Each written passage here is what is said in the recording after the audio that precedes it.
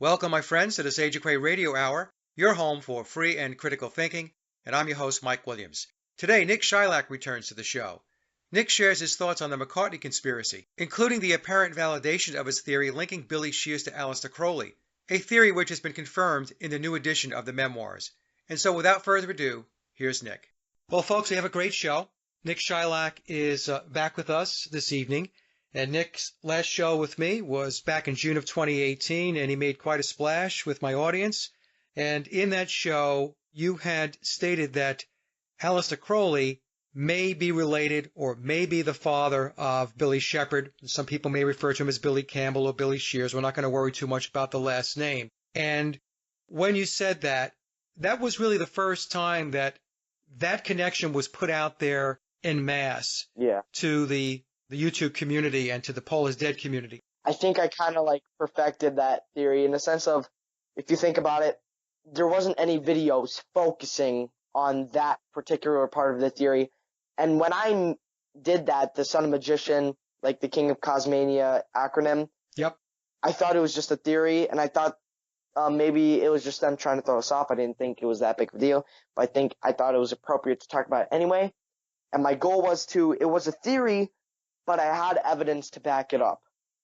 Like the photo of Sgt. Pepper and the young photo of Crowley, like how much him and Bill look alike, and the King of Cosmania, Son of Magician anagram, right, and the many Masonic things Bill was putting into the Beatles things after 67, and the fact that they kind of hint at it in Memoirs just a tiny little bit in the original Memoirs, not the new one.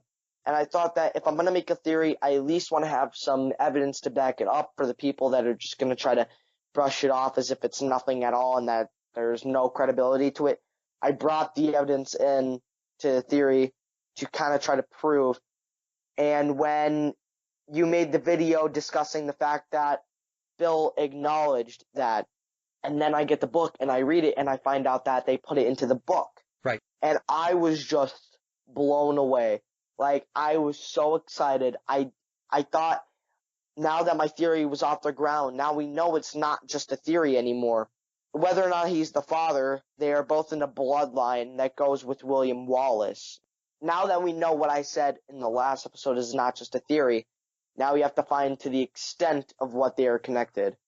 Yeah, so the name Crowley is a direct descendant of William Wallace. In fact, in the book, the Blue Book, Billy tells us that he refers to William Wallace as the Hardy Warrior. And when we take a look at Crowley, which is an Irish surname, the surname has a meaning of descendant of the hard hero or descendant of the hardy warrior. So in the book, Bill uses those exact words. So like you just said, Nick, at the very least, what we can connect here is that he is related to Crowley through bloodlines up through William Wallace. The question that we still need to investigate is whether Crowley was his father. Now, some will say he's not, or he is.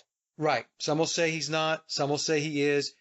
And we could say that because of Crowley's sex magic, that it is possible, okay, folks, we're just saying it's possible, that Billy could be the illegitimate child of Aleister Crowley through one of the sex magic rituals, right?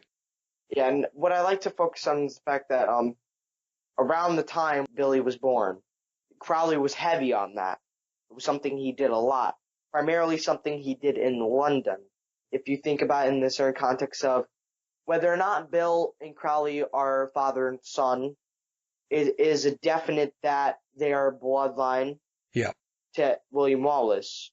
Two big pieces of evidence that we have that Crowley is Bill's father is the Son of Magician anagram and the fact that around the time of Billy's birth, Crowley was doing these sex rituals in London. And Crowley, before he died, he stated that 20 years after his death, I'm paraphrasing this, so this isn't exactly what he said for anyone who wants to try to fact check me. He said something to this extent that 20 years after he dies, there's going to be a new wave, there's going to be a new pop culture, it's going to be big change. Yeah. When he said that, I think he knew that Bill was going to be the one to do that. To the extent of what Bill was going to do. I don't know if Aleister Crowley knew. Billy was groomed by Aleister and the Tavistock to be put in place for this power. And I think the bloodline connection has a big deal to do with it. And I think that because Crowley was bloodline with Bill, I think Crowley knew that Bill was going to be the one to do it because it was blood. Yeah, and in the book, he states that Crowley taught him how to do things backwards, right? Yeah. So in the book, he's telling us that he did have direct interaction with Aleister Crowley. So we now know about the bloodline because of the Hardy Warrior reference. Yeah. And in the book, he states that he was tutored by Aleister Crowley. He was tutored and the bloodline. And I think that comes into a fact that because Crowley himself tutored Bill, Crowley knew Bill was going to be the one to make this societal change 20 years after the death. Sgt. Pepper comes out in 1967, and it says, it was 20 years ago today, Sgt. Pepper taught the band to play. 20 years, not to the exact date, but 20 years prior to Sgt. Pepper, Aleister Crowley dies. When I think of how they put it, they said Sgt. Pepper taught the band to play. I think that's kind of wording for Aleister taught Billy to read backwards, walk backwards, write backwards. They launched Bill into the role of great power to do that. They had to time it just right. And I think Crowley knew that. And I think that's why Crowley said 20 years after I die, this will happen. Not 5 years, not 3 years, 20 years. And I think there may have been some rituals to do with Billy prior to Crowley's death that may have prophesied that this was going to happen to Billy. Yeah, and we have to put some dates into perspective here for the audience, Nick. So Billy was born in 1937 because he tells us he's 5 years older than biological Paul, who was born in 1942. Crowley dies in 1947, so Billy was 10 when Crowley passed away. And then from 1947 to 1967 is the 20 years that you're referring to. Yeah.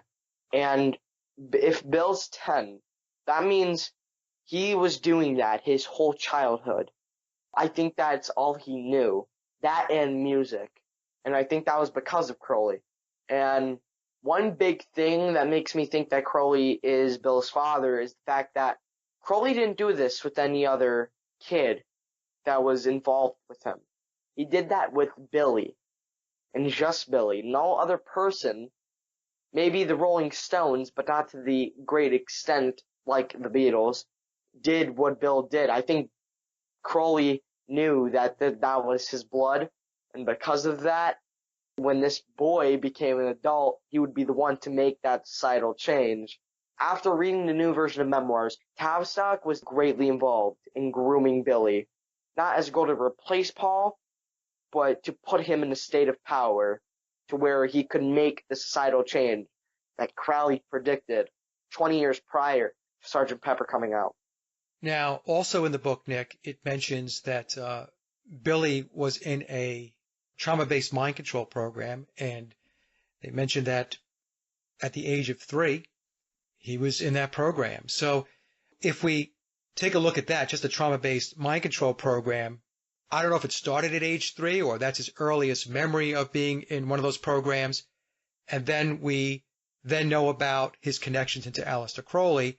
We can see, as you're saying, that this whole grooming process was underway, right? Yeah, it definitely was. I don't think they knew that Paul was going to die and that Bill was going to become Paul. I think they thought that Bill was just going to become in a state of power. And if you think about it, Bill tried putting himself in that state of power. When they did Pepper Potts, when they did Phil Ackrell, I think those were Billy's attempts to become famous like the Beatles and put himself in a state of power. But I think the perfect time for him to do that would have been 1967 with the Beatles. And I think there's a timeline of events that happened that put him into that position. It wasn't just he knew it was going to happen at this date, at this time. I think there were different plans of how Bill was going to gain power, but because of certain things that were happening around 66, the people that were grooming him knew that if they did this and they put him in Paul's place, he would be able to finally get in that state of power that would be able to make a societal change, and the Tavistock would be able to do social engineering, LSD, the Monterey Pop Festival, the CIA funding the counterculture. Right. It was all put in place at the perfect time. So you believe that Billy, one way or another, was destined for some position of influence and power. It may have not have been the Beatles. Let's just say it wasn't the Beatles and it wasn't the replacement of Paul McCartney, but he would have wound up someplace, somewhere, in a powerful position. Let's say that in an alternate timeline where Paul doesn't die, whether or not Paul died or not, Bill would have somehow gotten that state of power in 67. There's no doubt about it. Whether it be political state of power or a societal state of power, Bill was going to be the one that was going to put in certain things in place of the counterculture and the psychedelic era that kicked off with the Beatles. One way or another, Bill was going to do that. Whether it be Bill do it on his own or with a different band, or if he joined the Beatles himself, either way, he was going to be put in that place of power because they were grooming him to do it. It wasn't just him himself trying to put himself in a state of power. It was people that had great power trying to put him in power. It was people of great power that wanted him to be able to do something. Yeah, they were moving him along. It's kind of like a factory. Think of it like how factories, they put everything together and at the end it's shipped out. Think of that like Bill. Bill was put through a mind control program when he was 3. Crowley personally taught him how to do things backwards. Crowley dies when Bill's 10. Throughout the time, Bill does different music records, and in 1967, 20 years after, it's like a conveyor belt. Think of it like that, and the conveyor belt is the timeline. And by 66, Bill was ready to take on that role of power. Yeah, and the book talks a lot, Nick, as you know, about the Illuminati and the Illuminati structure. And as you said, there were very powerful people that were making decisions to move him along. Yeah, and there's 33 ranks in Masonry. By 67, he was somewhere near the 33rd rank.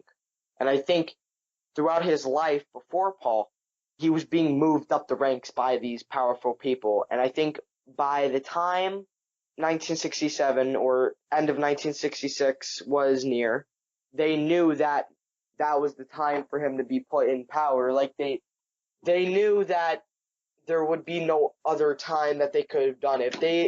If they had waited another year to try putting Bill in power, it wouldn't have worked the way it ended up happening. The counterculture wouldn't have happened the way it did had it not been for the Tavistock Institute and the Masonry. And there's 33rd ranks of Masonry, 13 ranks of Illuminati, and then there, how many, 20? 20 more above that. There are 20 more that we don't know about. And I think those 20 were the ones that were controlling everything involving Bill. Well, a lot of it was coming in through the Illuminati ranks, through the Committee of 300, because the book explains that the entire Committee of 300 are Illuminati. I have said for 2.5 years now that Billy is no longer in that Freemasonry structure. He's above and beyond that now. He's in the Illuminated degrees, right? He is definitely in the Illuminati because by the time of the release of the 2009 version of Memoirs, Billy was 33rd degree. He was the highest degree of Masonry. Now, from the time of 2009 to 2019, so the 10-year span, Bill worked his way into the Illuminati. When he did this new book, the reason he's putting all these things about the Illuminati in it now more than he was in the original is because of the fact that he was in the Illuminati now. Okay, so you think that he's able to disclose more because he's of a higher rank now? Mm-hmm. Now he has all this information about the Illuminati that he didn't before, that he could put in the book. And now he was put in a place of power in the Illuminati. Now he knows all these things, and he's integrating them into the new version of Memoirs. I have said that after reading the Blue Book, which I found to be extremely informative, that it is a darker book than the first edition, the Red Book. It's a more disturbing book, and I had trouble getting through the book. There was times in the book where, like, I honestly, it kept me up at night because it kind of got gruesome. Gruesome in the context of very dark and sinister. Yeah, the occult aspects of it, right? Yeah, the esoteric aspect of it that we know about. And now we know Bill was in the esoteric, but we never knew till now the extent Yeah. of it. We didn't know till now that Bill was taught personally by Crowley. We didn't know that. And we didn't know he was in a mind control program. Yeah, we didn't know he was in the mind control program at the age of 3. And I think now that we know these, we know that there's a darker concept to what actually happened to Paul. There's a darker meaning behind why Paul died. All right, so maybe we should talk about that a little bit. I know you and I spoke before the show, and you had said that the death of Paul McCartney was not an accident. Yeah, I believed it was an accident around the time of our last interview, but now I don't. What made you change your mind? From the time we did that interview to now, I watched a movie called The Walrus. Great movie. It's on YouTube. It's by James Paul 66. He created it. Just look up The Walrus. Paul is dead, and it's a movie. And if you look in the timeline of things that were actually happening in real life, it added up. Paul was talking with Mark Lane about a Mark Lane's book that contradicted the Warren report and stated that JFK's death was an inside job by the American people and that Oswald was just a patsy. Now, Paul offered to do a score for this movie. It ended up never coming out, but it was going to basically contradict the Warren report. And Paul was getting very involved with the JFK conspiracy. And I think the people that were behind covering it up didn't want it to come out. And when the quote-unquote moped accident happened, I think that wasn't an accident. That was Paul's warning. I think he was beat up, kidnapped and beat up by the people involved in this as a warning of keep quiet or we're going to do to you what happened to JFK. At that point, Paul, by getting involved with the people involved with the JFK conspiracy and Mark Lane, he put himself in a situation where the Illuminati and the people grooming Bill were able to manipulate his situation into Bill becoming Paul.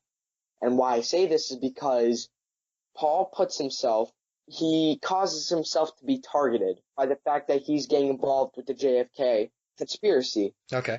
And I think because of the fact that he was a Beatle and he was so famous that if he had said something, it would have gone worldwide. The people covering it up didn't want that. So I think the moped accident was like a warning. And I think what happened is when he put himself in the position of being targeted, let's think about it in this context. If Bill replaced Paul was dead. Not only would that situation work for the people covering up JFK's death, it would also work for the people trying to put Billy in power. And you have to think about it. At this point, I'm pretty sure like the people covering this up wanted Paul dead if they were trying to cover this up. So there were two benefits to him being taken out. There were benefits to Paul dying. There was an ulterior motive of Paul's death. And a lot of people would assume that the overall motive was for Paul to be silenced because of what he wanted to say about the JFK conspiracy. And I think it is that, but that's only half the story. Now, the Illuminati and Tavistock, they see that Paul's a target. They're at the height of their fame at this time. And Tavistock sees that Paul is a target now by the people covering up JFK, and that there is a double benefit. They were able to see that situation and manipulate it. And I think the people covering up JFK's death knew that was going to happen. I think they knew about the Tavistock. I think the Tavistock went to them and said, here's what's going to happen. We both win either way. And they said, okay. So Paul's death was a sacrifice and a cover-up. So Bill looked enough like Paul, and he sounded enough like Paul. He was the man of 1,000 voices. He can change his voice. He was able to become Paul. They knew that. They were able to manipulate the fact that he could imitate Paul like no one else could. So I think when Paul died, not only did the people covering up the JFK conspiracy get what they want by the silence of Paul McCartney, suppressing Paul McCartney's voice in the matter, the Tavistock Institute, the Illuminati, and the people grooming Bill also got what they want because they were able to put Bill in a state of power. Because of Paul's fame at the time, they could push him in that state of power and manipulate the situation to where now that Paul's dead and Bill's taking his place, Bill can have the power to make a big societal change. And this was all happening 20 years after Crowley's death. And I think this was a cover-up, this was a sacrifice, this was something that was prophesized, because this happened 20 years after Crowley's death. They knew they could manipulate a situation, so they did. And because of it, we lost one of the greatest artists of all time. But at what cost? So, Nick, let me ask you this then. In the book, it says that biological Paul McCartney and John Lennon entered into a satanic pact. In other words, there was a satanic ritual that took place, and Memoirs explains that the pact was about the band achieving great success at any cost, including they would give their lives for the success of the band, right? Yeah. So the book talks about this, and this is one of the dark parts of the book because there's a lot of people out there that researchers and other folks looking into Paul is Dead that want to believe that the Beatles were never involved in this type of thing, that they did not have these satanic influences. But the book clearly states that this ritual took place and that there were handlers involved to make sure that the ritual went down properly. I think that pact happened in 65, because that's the first time we see something esoteric from the Beatles in the Help cover with they're doing from the things in Crowley's book, the poses. I think it started in 65, and at that point they were already famous, but they wanted more fame. They wanted to become the greatest because in 64, 63 they were competing with the Rolling Stones. So you think it was as late as 65. See, I think it was earlier. I think it was back probably around 1962 or so, but it's okay. You think it was later. It might have been 62. It might have been like the Meet the Beatles because like the half-shaded face. It might have been then. Besides that, it got really heavy in 65. So I think there's something that happened in 65 that greatly influenced the Beatles. And this is when Bill started meeting them. It's an obvious point that Bill knew the Beatles prior to Paul's death. Well, it says that in the book. It says that when he was with the Diplomats, they did, I guess they opened for the Beatles back in 1962 or something, and they shared the same dressing room and so on. So, yeah, he was familiar with and interacting with the Beatles back as early as 1962, according to the book. I'm going to say Paul may have had a car crash that was purposely caused, or he may have been shot and his body taken in a car. In my personal opinion, I think a car was waiting for Paul, and they ran him off the road on purpose. That's what I think happened. But I think the reason the Beatles, it could have been the Stones. They could have put Bill with the Stones, and Bill could have done the same thing he did with the Beatles. But I think the reason it was the Beatles is because Bill knew them prior to Paul's death, and they made that pact with Satan. And I think that it started a timeline of events that put Bill in a place of power. The book also explains that a satanic ritual is only a satanic ritual when the death is not an accident. In other words, the death has to be intentionally put in play. So what you're saying here is that the intentional put in play, if it was a car accident, was premeditated. In The Walrus, how it happened was there was a car accident. Paul survived the car accident. They kidnap Paul. They beat him. They kill him. They put him in the car, light the car on fire. That's what happened in The Walrus.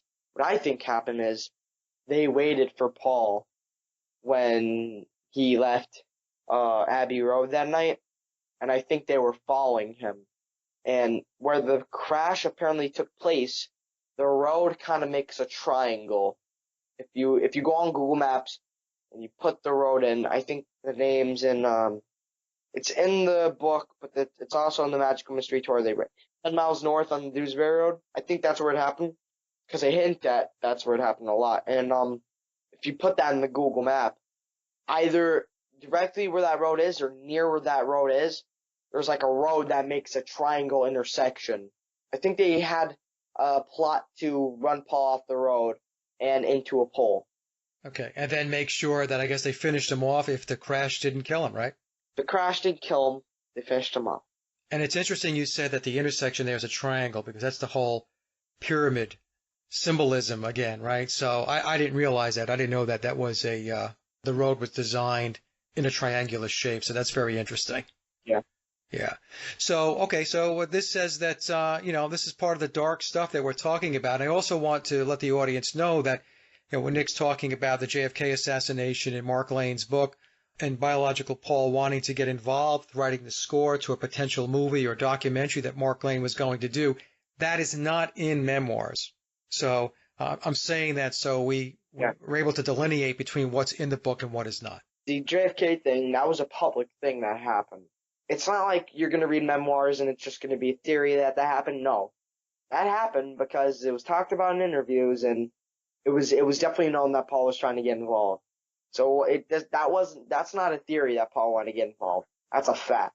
I think there was a double benefit for the people covering JFK's murder and the people grooming Bill.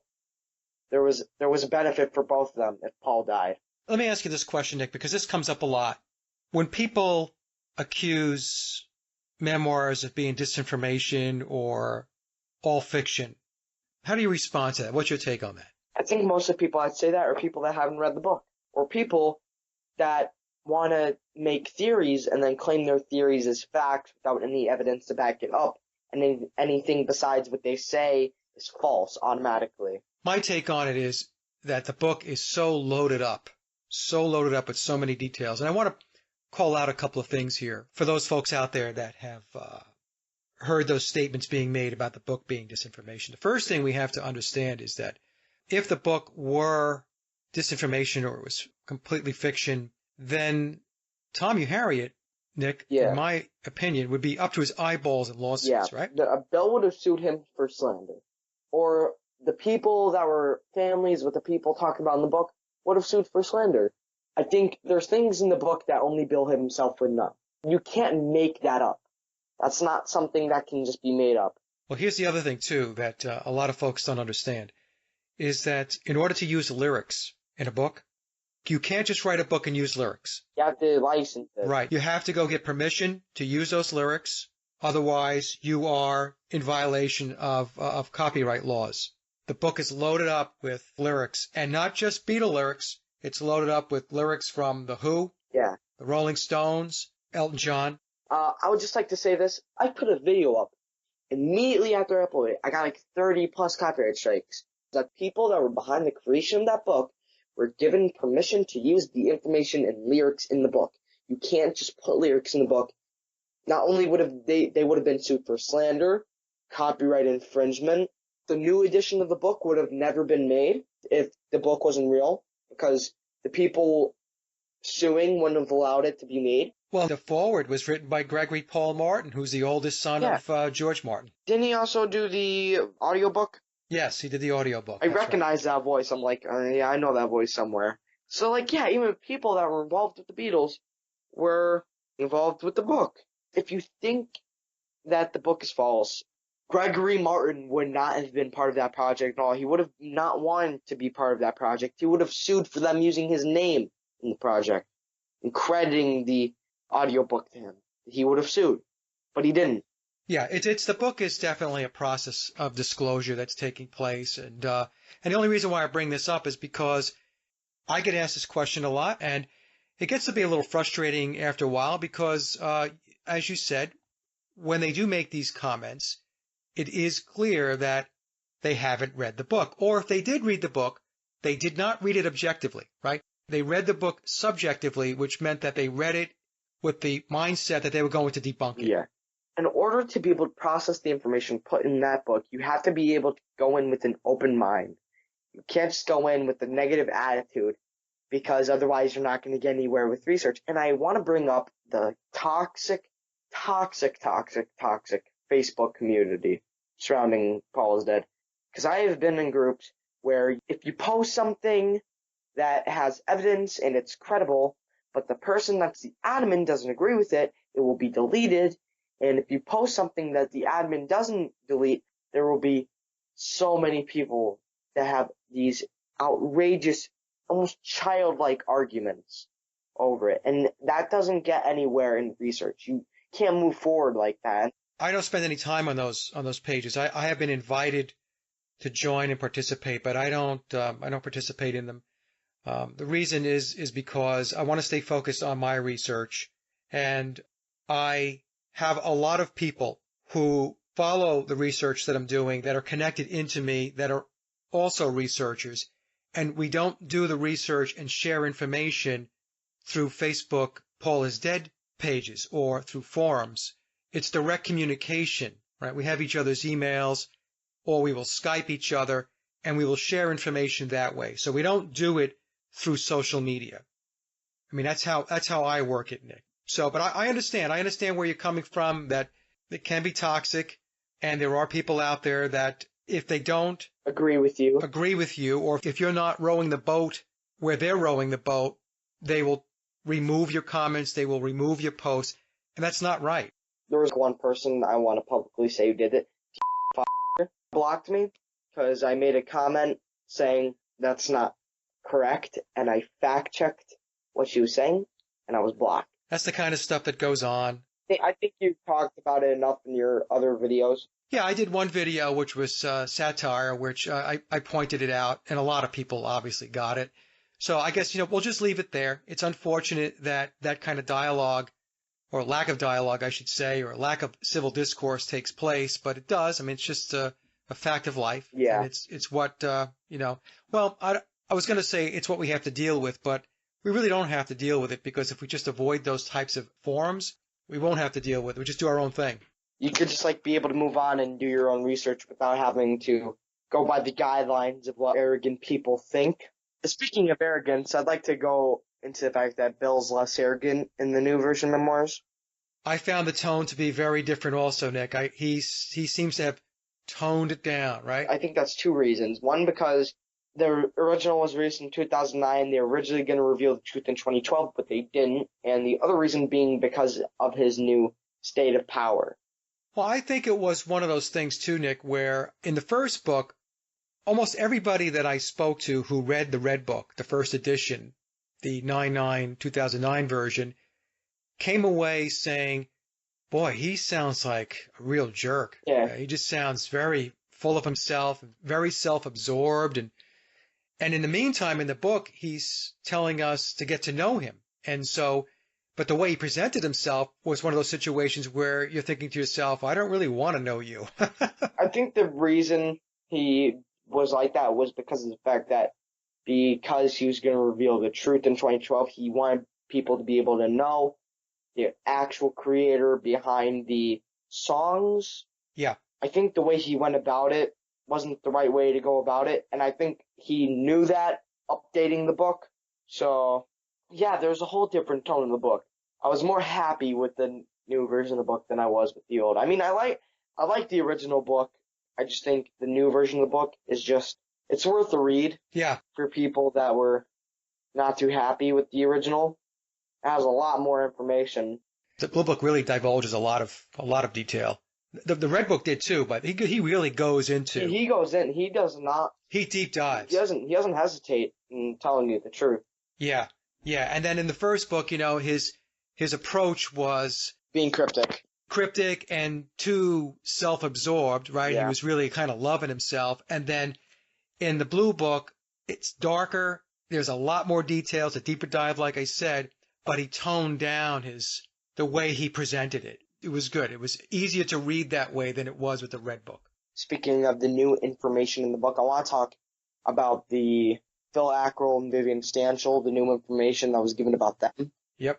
I want to talk about the fact, forensic evidence on it, pictures of Viv without the mustache, hell of a lot like James McCartney, and the photo of him without the mustache looks like Phil Ackrell with latex. And he goes more into how they did that in the book. Yeah. So I'm going to do a video on the whole Stanshall-Ackroll piece of it because there's still a lot of people that don't see it. So interesting. Well, the thing is, the people that don't see it are people that, again, many of them, I'm not going to say all of them, but many of them haven't read the book, because if you read the book, he explains exactly how it worked. Yeah, there was many procedures that were done.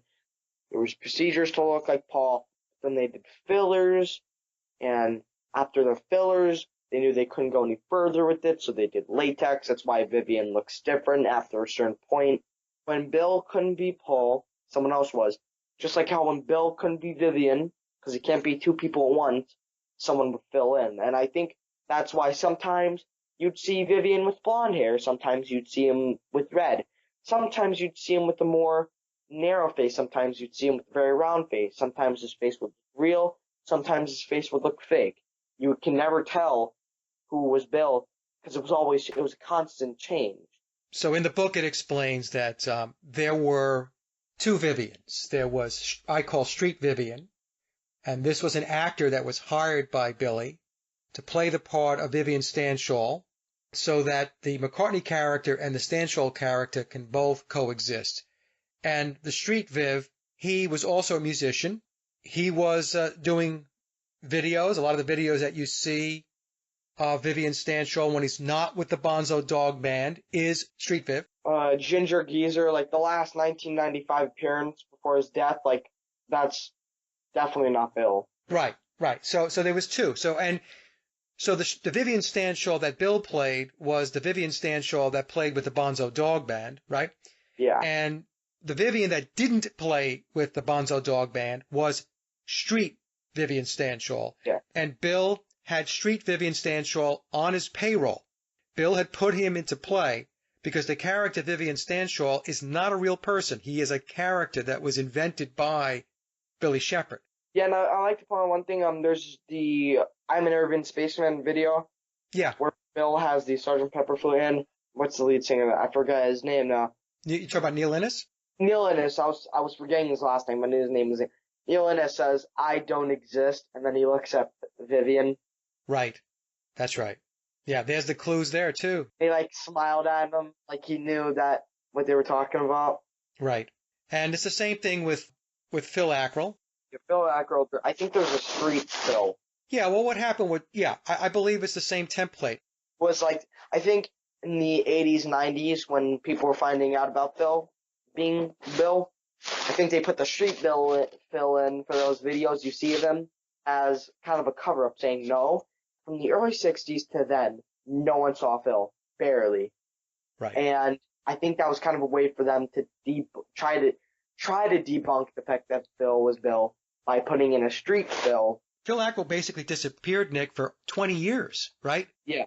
There was one photo of him that I could find. I think I sent it to you a very long time ago. It was the photo of Phil with a mustache, looking like Vivian with dark hair. There was one photo of him between the 1990 and 1980 and the early 60s. Yeah, and then I get sent video clips of Phil Ackroll, well, allegedly Phil Ackroll, playing in the 1980s and 1990s at these small venues, and people wanting to argue with me that, see, there he is.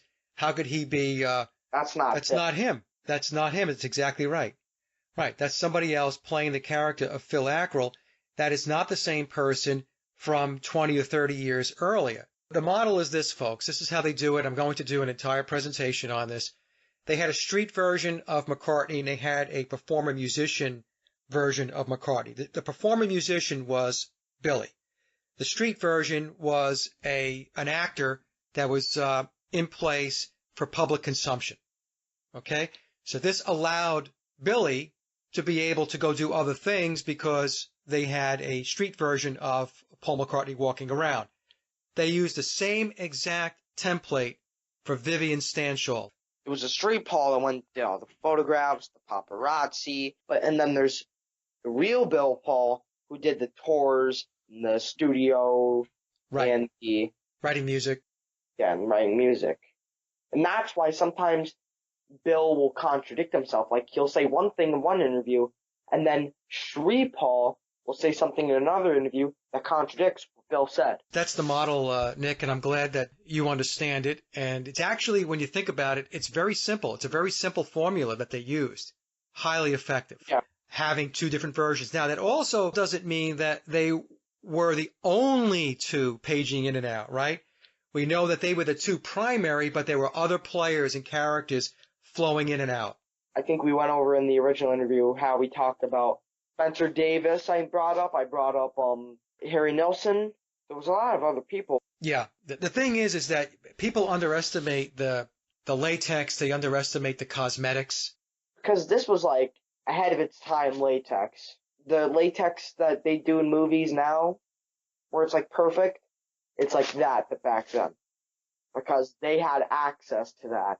And we have plenty of proof, Nick, of Billy using latex as the McCartney character. I have these videos up on my channel. Before you do the final edit, I will find that photo by tomorrow night of the latex molds. They did molds of Paul McCartney's face. Yeah, that would be great.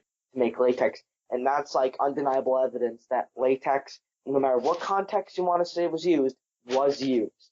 And I will have that to you by tomorrow, and you could put it in this video so people could see. Because I feel like a lot of people haven't seen that photo. Have you? I don't even know if you've seen that photo. I screenshot that photo and I put it in the Facebook thing, but someone removed it. No, of course, because it didn't fit their narrative, right? Didn't. Okay, so all right, so and I'm going to do a full presentation on Vivian Stanshall and Phil Ackrell, and we'll get that out there so people can really understand how it all worked. Is there anything else, Nick, that you'd like to cover before we head out here? I want to quickly talk about. Okay, so I have it with me. It's called Paul McCartney's Spies Like Us. In the music video, Paul is wearing a mask, and he takes off this mask, reveals himself as Paul. And I think that's a good clue to the fact that there was latex involved. And another thing is, apparently on September 11th, there was a news report claiming that Paul McCartney had been in a fatal accident. More details at 11. Back in 1966? Yeah, like the night of. And I talked, because I have some family members that were alive around this time, and I talked to some of them, and one of them claimed they saw this.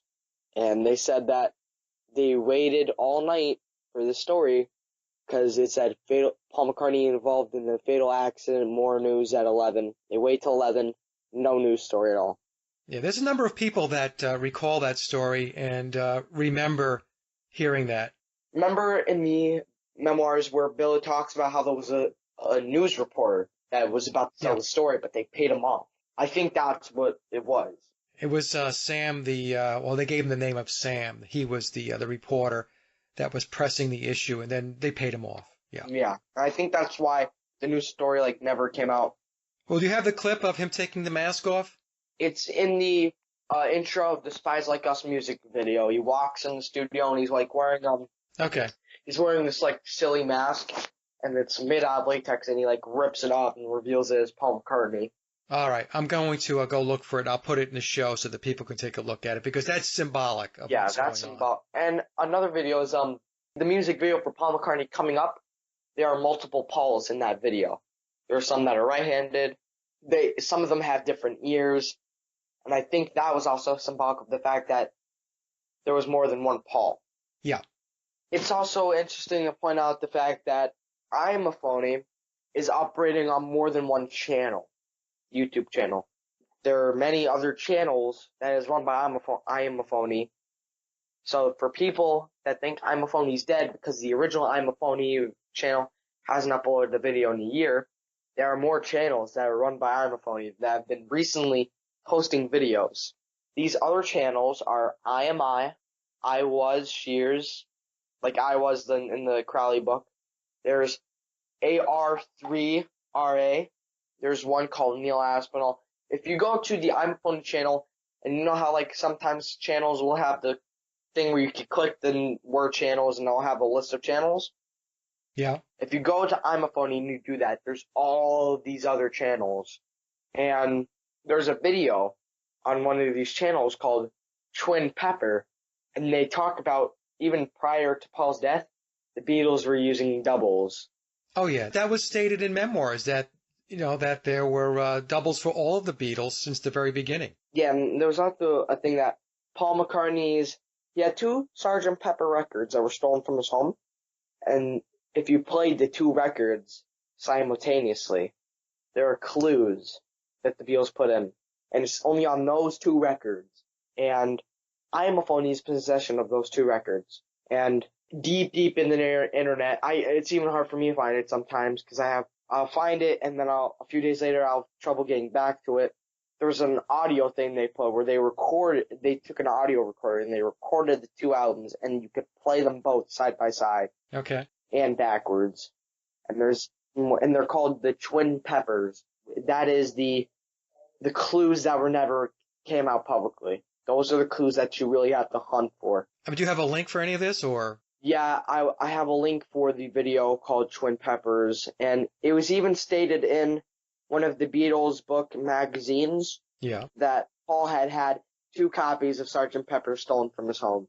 Okay, well send me that link, and I'll put it in the description box so that our listening audience can click on it and go take a look. And it's a cryptic video, but I feel in that video they kind of get to the point. Okay. Like the Twin Peppers was about the doubles and the records that were stolen. And they don't try to add in all this nonsense and make you look for the truth. They tell you straight up, this is what happened. But in a cryptic way, but to a way where even though it's cryptic, you will understand it immediately. Well, that's good, because all that other cryptic stuff that's out there where you have to solve like a 1,000,000-piece puzzle gets to be annoying after a while. Like you have to pause it just the right moment to see a photo. Right. Yeah. And all these photos keep flashing in and out and giving me a multi-seizure. All right, Nick, look, it was a great discussion, and I'm so glad that you came back on this show and to talk about this, and I'm going to have the show out as soon as I can, maybe within 2 weeks, and when I do, I'll send a copy to you, and feel free to upload it to your YouTube channel. Yeah. And anytime you want to come back and talk about this or anything else, maybe we could talk about guitar repairs. You were telling me to get into that. I have been working a lot on I've been using your videos as a guideline on how to work with the guitars, and then good. I plan on doing a complete makeover of my one guitar and adding a bunch of better things to it. Yeah. Because I think what they put in that guitar wasn't good enough. I think that even the tone, I want to get a better tone arm for that. A better the action on that guitar, unlike the Gibson I have, it's where the little screws that come up, you can align it in a certain way, and the screws just fall out of it, and I have to constantly repair it. So I'm gonna even put in a whole new bridge. Okay, all right. So you're having problems with the bridge? Yeah. All right. Well, what you can do is you can Skype me, show me the guitar, and I'll explain to you, if you need help, what it is that we need to do. Right. And send me pictures of those guitars, Nick, and I'll put them in the show so people can see what your axes look like. Yeah, and I'll show you a photo of I have another guitar that's not here right now. It's at my friend's house because he has the workshop I told you about. I'll show you the in progress guitar that we have going on. It's gonna be a red with a tint of black, kind of like a cheetah look, and it's gonna be a Gibson, the 1968 Gibson that George Harrison had. And we're gonna try installing a whammy bar into it. We're gonna add lock-in tuners. Okay, very good. It's gonna be great. We're gonna try to put in a double pickup, so that'll be fun. I'm gonna have to It's good that you're doing that type of work. Yeah, I'm gonna have to drill in a bunch of holes throughout the guitar. Don't be afraid, man. Just go for it. Go for the gusto. That's how you learn. If it doesn't work, he knows how to build. He knows how to actually take trees from wood and build them, because he does that a lot. So we could just build a new body for the guitar, so it's no big deal. Good. All right, Nick. Again, it's really good to talk to you, and you come back anytime, okay? All right, thank you. All right, Nick. Bye-bye now. Bye. And that concludes another Sage or Quay interview, and I hope you enjoyed the discussion as much as I did. Links to my guests' websites and social media are listed in the description box below. And as always, I would like to thank everyone for listening and visiting the blog. You can find all my social media and web links by visiting my hub website at sageofquay.com. Also, if you get a moment, please visit laboroflovemusic.com to check out my music and album releases. And remember, live in truth and always serve creation. It's really that simple. See everyone with the next show. Be safe, enjoy, and God bless.